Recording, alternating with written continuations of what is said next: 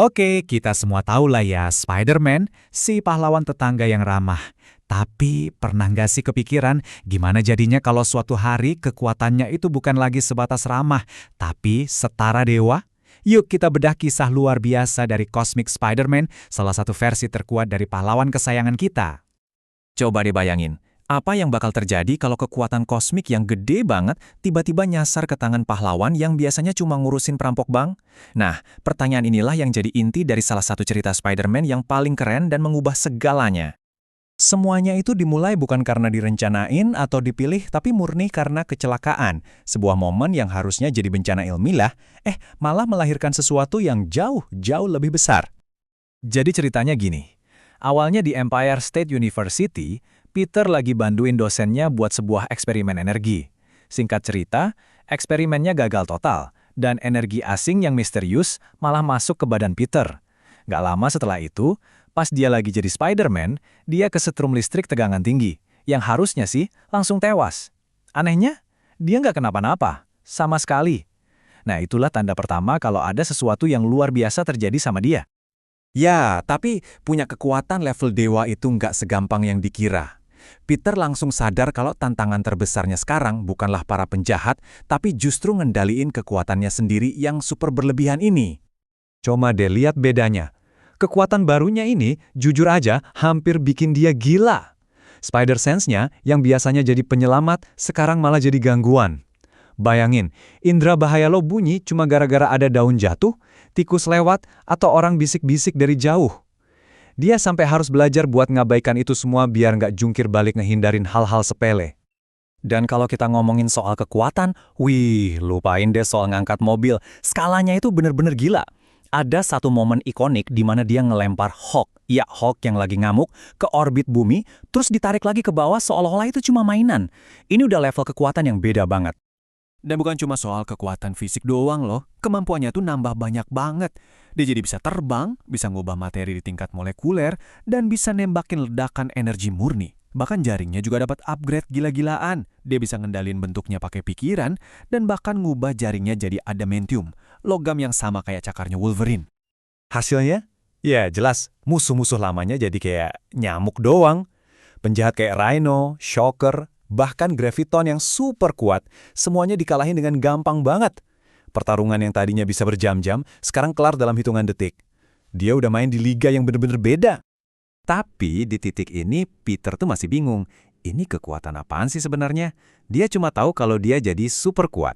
Nah, semuanya mulai jadi jelas pas ada ancaman yang jauh lebih besar dari apapun yang pernah dia hadapi.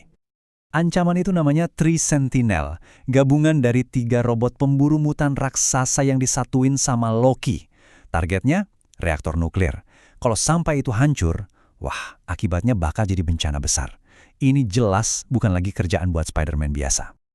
Nah, disinilah akhirnya misteri itu terungkap. Kekuatan di dalam diri Peter akhirnya ngomong. Ternyata, itu adalah Enigma Force, sebuah entitas pelindung kosmik. Jadi, kekuatan ini tuh nggak datang secara acak.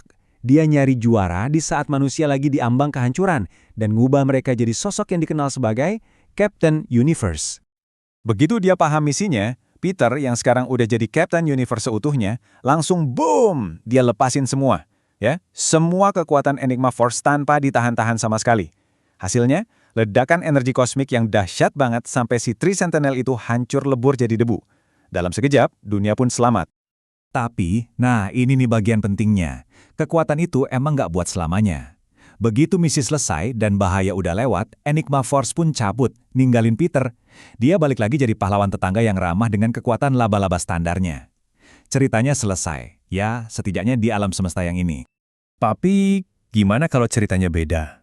Di komik What If, kita diajak ngintip ke universe lain, di mana Enigma Force-nya nggak pernah pergi dari Peter. Dan disinilah, kisah kepahlawanan ini berubah jadi sebuah cerita peringatan yang tragis. Di dunia ini, Peter jadi penyelamat dunia sejati.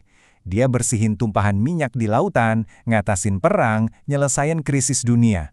Tapi, semua itu ada harganya. Dia jadi terlalu fokus sama misinya, sampai-sampai sisi manusianya hilang. Mary Jane ninggalin dia, dan dia bahkan sampai berantem sama pahlawan lain kayak Thor. Kekuatan absolut itu pelan-pelan ngejauhin dia dari dunia yang justru mau dia selamatkan. Dan kutipan ini benar-benar nunjukin seberapa jauh dia berubah. Bahkan Venom, musuh bebuyutannya, sampai berhenti ngejar-ngejar dia. Kenapa? Karena simbiot ngerasa kalau Peter Parker yang dibenci sama Eddie Brock itu udah nggak ada lagi. Dia udah berubah total sampai musuh terbesarnya pun nggak ngenalin dia lagi. Di puncak ceritanya, pas dihadapkan pilihan buat ngorbanin satu nyawa demi kebaikan yang lebih besar, Peter akhirnya sadar. Dia nolak. Malah, dia ngelakuin satu tindakan terakhir yang luar biasa. Dia nggak lagi gunain kekuatannya buat ngontrol, tapi buat nyambungin.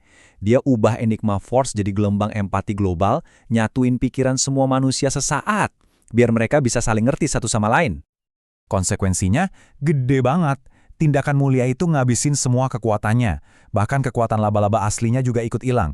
Dia balik jadi manusia biasa.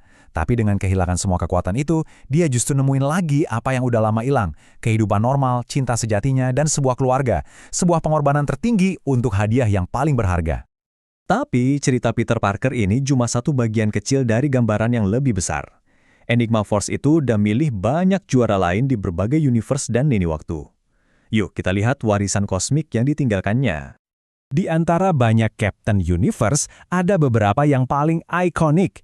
Tentu ada Peter Parker dari universe utama kita dan versi alternatifnya yang milih jadi manusia. Ada juga Peter dari universe lain yang nasibnya tragis, tewas pas ngelawan para inheritor.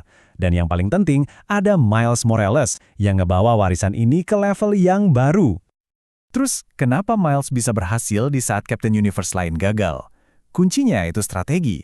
Dia nggak cuma ngandelin kekuatan mentah dari Enigma Force. Dia ngegabungin itu sama kemampuan uniknya, kayak Venom Blast, dan bahkan pakai senjata dari Spider-Man lain. Miles nunjukin kalau yang jadi tuan rumahnya itu sama pentingnya dengan kekuatannya sendiri. Jadi, apa nih yang bisa kita ambil dari semua cerita ini? Pertama, Enigma Force itu bukan sekedar power up, tapi entitas pelindung yang punya tujuan. Kedua, kekuatan yang tak terbatas itu seringkali datang dengan harga yang mahal secara pribadi. Dan ketiga, yang terpenting, Captain Universe itu bukan satu orang, tapi sebuah peran, sebuah gelar yang dikasih ke pahlawan yang tepat di waktu yang paling genting. Jadi intinya, Cosmic Spider-Man itu lebih dari sekedar versi super kuatnya Peter Parker.